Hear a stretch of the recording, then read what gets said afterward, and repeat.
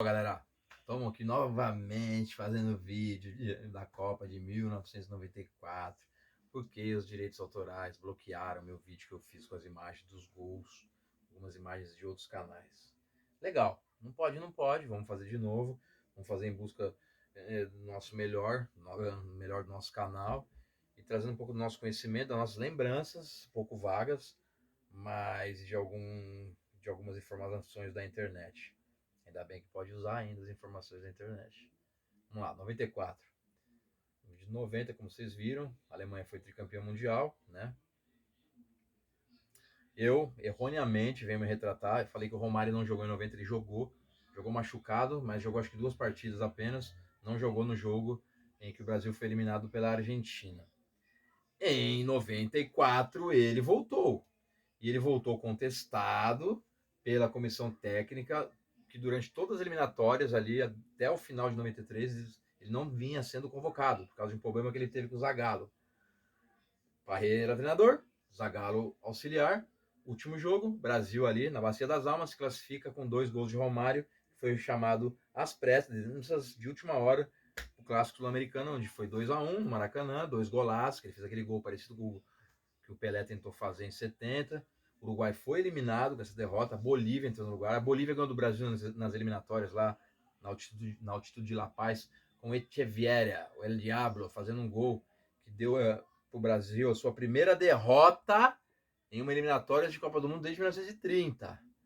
Então a situação estava braba, Aqui eu coloquei de fundo no cenário camisas de seleções que me marcaram nessa Copa, porque a Suécia, que jogou 2 vezes contra o Brasil na primeira fase e nas semifinais, foi o terceiro lugar da Copa, ganhou da Bulgária por 4-0 na decisão do terceiro lugar.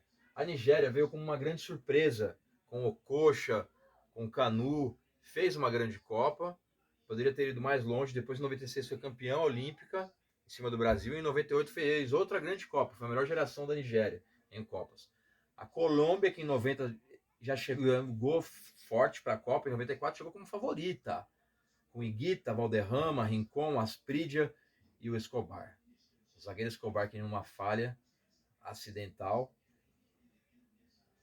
a Colômbia tomou um gol, foi eliminada, tomou um gol dos Estados Unidos. Em sua volta ao país sul-americano, o pessoal das Farc, do narcotráfico, de Pablo Escobar, assassinaram o zagueiro Escobar. Uma das cenas, dos episódios mais tristes do futebol mundial. Essa camisa, último gol de Maradona em uma Copa do Mundo. Maradona que jogou em 82, em 86, comeu a bola. Em 90 jogou muito também, mas foi vice-campeão. Em 94 não estava vindo sendo chamado. A Argentina tomou de 5-0 da Colômbia no Monumental de Núñez nas eliminatórias e teve que disputar a repescagem pela única vez em sua história contra a Austrália. Maradona foi chamado, ele não estava mais sendo chamado. Voltou a jogar muito bem, emagreceu e junto com Batistuta, com Canidia, estavam indo bem na Copa e um dos grandes favoritos para ganhar o tricampeonato.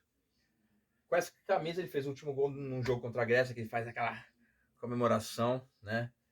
E depois, contra a Nigéria, caiu no exame antidoping, que muitos contestam até hoje que foi um golpe da FIFA.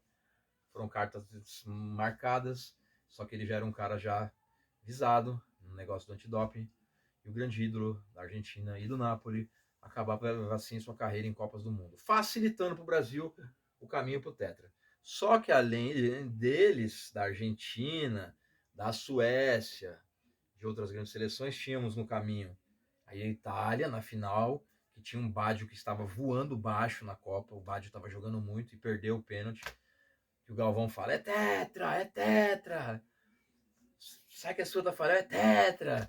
E a música tema da vitória de Ayrton Senna, que tinha falecido em 94 na Curva Tamburelli em San Marino, um dos nossos maiores ídolos do esporte, Ayrton Senna da Silva, tricampeão mundial pela Lotus, pela McLaren, estava na Williams, faleceu dia 1º de maio de 94, e a seleção brasileira homenageou o ídolo, que até hoje é um dos maiores ídolos nossos do esporte.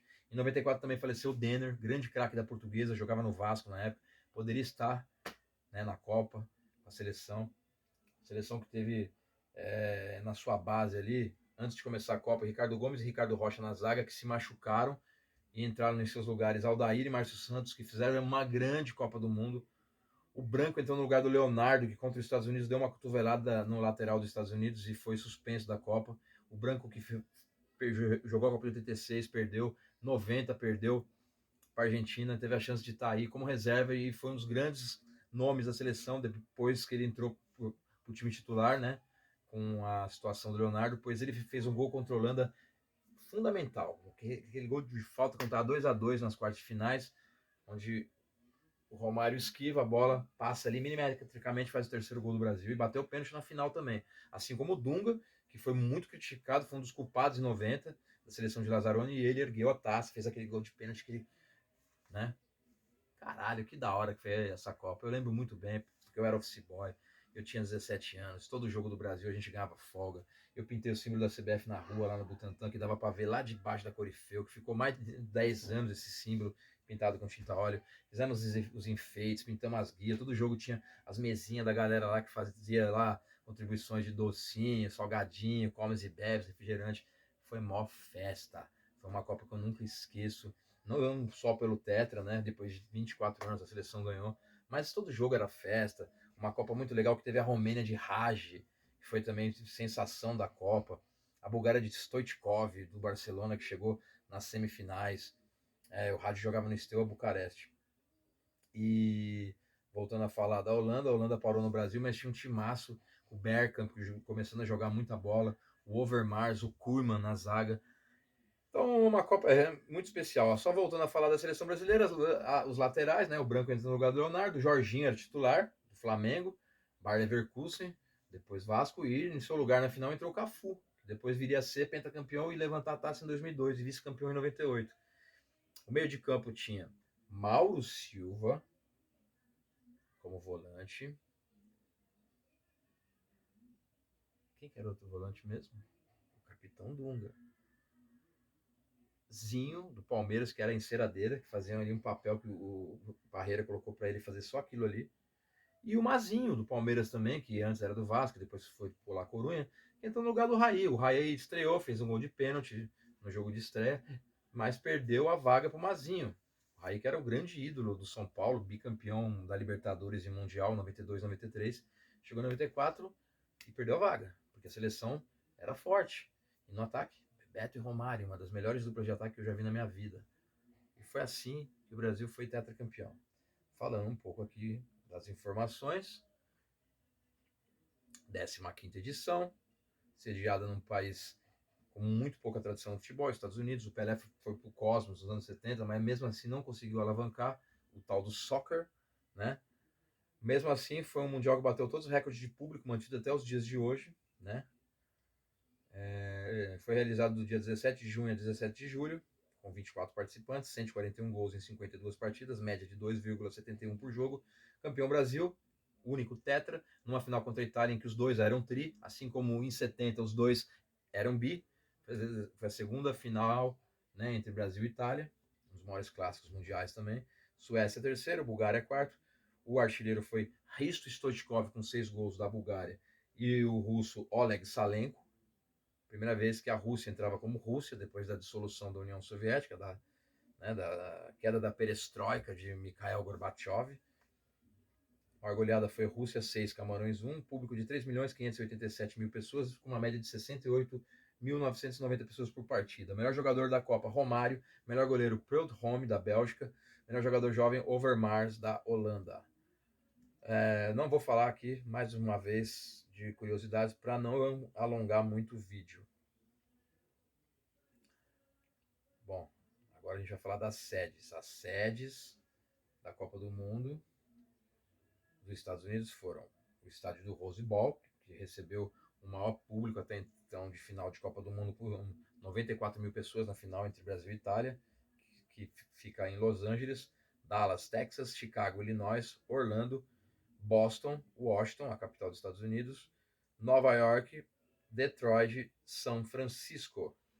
Fase de grupos, tivemos no grupo A, Romênia em primeiro com 6 pontos, a Suíça em segundo com 4, Estados Unidos em terceiro com 4, quase caiu fora na primeira fase, assim como o Catar na última Copa, e a Colômbia ficou com 3 em último lugar, né? Depois do jogo em que a Colômbia foi eliminada para os Estados Unidos, aquela falha do Escobar. O Brasil em seu grupo ficou com 7 pontos, 2 a mais que a Suécia, que ficou com 5. Rússia com 3 e Camarões com 1 não se classificaram.